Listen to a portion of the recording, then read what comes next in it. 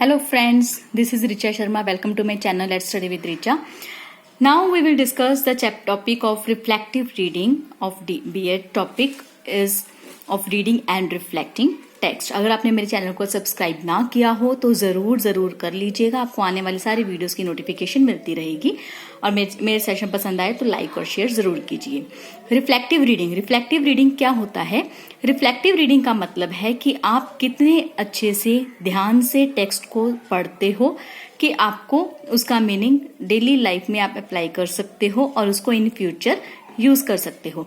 आप मेरे पूरे सेशन को ध्यान से सुन लीजिए, आप बहुत ही अच्छे से पेपर को अटेंड कर पाओगे. Reflective reading means how carefully you have read the text and how effectively you can apply it in your daily life. It increases your knowledge and understanding about the subject matter that you have read.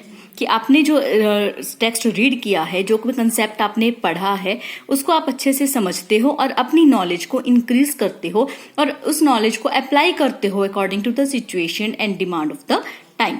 It involves your own ideas, self expression and critical thinking. अभी एक हर person पे अपना depend करता है कि वो जो उसने आइडियाज गेन किए हैं या जो नॉलेज उसने गेन की है उसको किस तरह से अप्लाई करता है, किस सिचुएशन पे किस इंफॉर्मेशन को यूज करता है. That is called the reflective reading. कि जो आपने पढ़ा है उसको आप कितनी देर तक और कैसे याद रख के उसको अप्लाई करते हो. Now we will discuss components of reflective. Components of reflective reading में आते हैं. फर्स्ट इज कोरिलेशन, कि आपने जो पढ़ा है उसको आप किस तरह से अपनी पिछली नॉलेज से कोरिलेट करते हो, उनके बीच में लिंक बनाते हो. नेक्स्ट इज एनालिसिस, कि जो आपके पास इंफॉर्मेशन गैदर है या जो डाटा आपके पास है आप उसको किस तरह से एनालाइज करते हो, किस तरह से उसको सब डिवाइड करते हो कि उसको किस तरह से आप यूज कर सकते हो. Next is comprehension in approach. Comprehension in approach का मतलब है कि कोई भी टेक्स्ट है उसका मीनिंग क्या है और उसको रीडर के साथ जोड़ना, इंटीग्रेट करना कि रीडर को उस टेक्स्ट की कितनी नॉलेज है. That is the comprehension in approach. Next is interpretation. Interpretation means कि आप किसी भी चीज को समझना कि जो टेक्स्ट आपके पास है आप उसको किस तरह से इंटरप्रेट करते हो, किस तरह से समझते हो. अब किसी भी कंक्लूजन पे पहुंचने से पहले इंटरप्रिटेशन करना बहुत जरूरी है.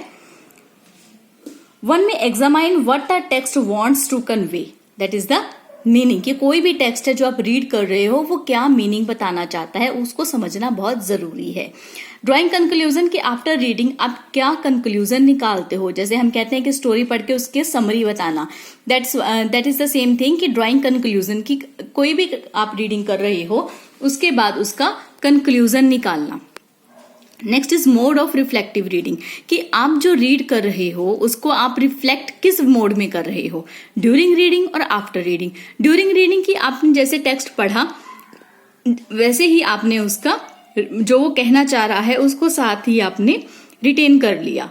आफ्टर रीडिंग मीन्स कि आपने पहले उसको पढ़ा, फिर 5 मिनट के लिए उसको दिमाग में सोचा और फिर उसका कंक्लूजन निकाला कि हाँ ये इसका मतलब ये निकलता है. तो ये डिपेंड करता है हर बच्चे की अपनी समझ पे, उसके अपने सोचने के तरीके पे कि वो किस तरह से रिफ्लेक्टिव रीडिंग को एक्सेप्ट करता है.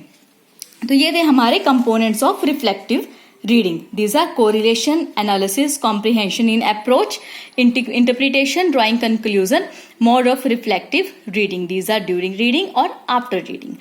Now we will discuss factors affecting reflective reading. कि कौन कौन से factors हैं जो reflective reading को affect करते हैं. First is concentration. अब कंसंट्रेशन एक ऐसा फैक्टर है जो हर एक बच्चे पे डिपेंड करता है. कुछ स्टूडेंट्स ऐसे होते हैं कि जो कि पूरी कंसंट्रेशन से काम करते हैं और जल्दी कर लेते हैं, और कुछ स्टूडेंट्स ऐसे होते हैं जो कि बहुत ही कम कंसंट्रेशन से करते हैं. उनको एक कंसेप्ट को पढ़ने के लिए 3-4 बार पढ़ना पड़ता है, उसको समझने के लिए 3-4 बार पढ़ना पड़ता है बिकॉज उनकी कंसंट्रेशन लेवल बहुत लो है. So it affects the reflective reading. Next is interest of the reader, कि अगर जो कंटेंट बच्चों को रीड करने के लिए दिया जाएगा अगर वो उनके इंटरेस्ट के अकॉर्डिंग होगा तो वो जल्दी रीड करेंगे, अगर बिना इंटरेस्ट के होगा तो वो लेट रीड करेंगे. जैसे कि अगर किसी को सस्पेंसिव मूवीज देखना पसंद है या सस्पेंसिव स्टोरीज पढ़ना पसंद है और उनको वैसी स्टोरी दे दी जाए तो वो जल्दी रीड करेंगे. अगर उनको कॉमिक टाइप रीडिंग करने के लिए दे दी जाए तो वो नहीं रीड करेंगे जल्दी, वो बोर फील करेंगे. सिमिलर टू द अपोजिट, कि अगर कोई कॉमिक पढ़ने वाले को सस्पेंसिव स्टोरी दे दी जाए तो वो उसको नहीं पढ़ेंगे या उसको छोड़ देंगे या बहुत देर से पढ़ेंगे। तो इंटरेस्ट ऑफ द रीडर जो फैक्टर है वो रिफ्लेक्टिव रीडिंग को अफेक्ट करता है। Next is cognitive reading. अब कॉग्निटिव रीडिंग क्या होता है? It helps in inculcating critical thinking and self expression. अब ये जो दो फैक्टर्स हैं, क्रिटिकल थिंकिंग और सेल्फ एक्सप्रेशन, ये दोनों की हेल्प करते हैं, स्टूडेंट्स की भी और टीचर्स की भी। Next is previous knowledge. अब प्रीवियस नॉलेज एक बहुत ही बड़ा एक फैक्टर है जो कि रिफ्लेक्टिव रीडिंग में अफेक्ट करता है। जो बच्चे ने पहले पढ़ा है उसको वो अपने दिमाग में याद करके रखता है, और नेक्स्ट जो कोई इन्फॉर्मेशन पढ़ता है और उसको रिलेट कर लेता है अपनी प्रीवियस नॉलेज से, तो that is a factor of the reflective reading. Next is fluency, कि कितनी जल्दी बच्चे पढ़ते हैं और उसको समझते हैं। कोई फर्स्ट टाइम में कर सकता है और कोई 3-4 बार पढ़ने में भी नहीं समझ पाता। So it depends upon the individual to individual. Continuity, कि अगर हम रीडिंग के लिए कंटिन्यूटी में कंटेक्ट देंगे तो वो उसको जल्दी से रीडिंग करने लग जाएंगे या उनका इंटरेस्ट पैदा होगा। लेकिन अगर बीच में हम छोड़ देंगे तो it will loss all the interest of the students. Next is individual differences. अब हर स्टूडेंट्स में डिफरेंसेस होते हैं, तो उनके डिफरेंसेस को समझकर ही उनको रीडिंग कंटेंट देना चाहिए, तभी वो रिफ्लेक्टिव रीडिंग को इम्प्रूव करेंगे और इन्हांस भी करेंगे। So it is a main factor affecting the reflective reading. Next is language efficiency. अब लैंग्वेज एफिशिएंसी क्या है कि अगर बच्चे जिस लैंग्वेज में एफिशिएंट होंगे उसको समझ पाएंगे अच्छे से, तो वो उसको रीड कर पाएंगे अच्छे से और जल्दी से उसको अपने नॉलेज में इंक्रीज कर पाएंगे। बट अगर उनकी लैंग्वेज ही सफिशिएंट उनको नहीं दी जाएगी तो उसको वो पढ़ ही नहीं पाएंगे अच्छे से। अब जैसे कि कोई बच्चा अगर इंग्लिश में वीक होगा और उसको एक हाई इंग्लिश कॉमिक दे दी जाएगी तो उसको कुछ समझ नहीं आएगा, जिससे उसकी रीडिंग स्पॉइल हो जाएगी और उसका इंटरेस्ट भी खत्म हो जाएगा। So this is the factor which affects the reflective reading. Next is stack of vocabulary. अब स्टैक ऑफ वोकैबुलरी डिपेंड करता है स्टूडेंट टू स्टूडेंट। कुछ बच्चों की वोकैबुलरी बहुत ही स्ट्रांग होती है, कुछ की बहुत ही वीक होती है।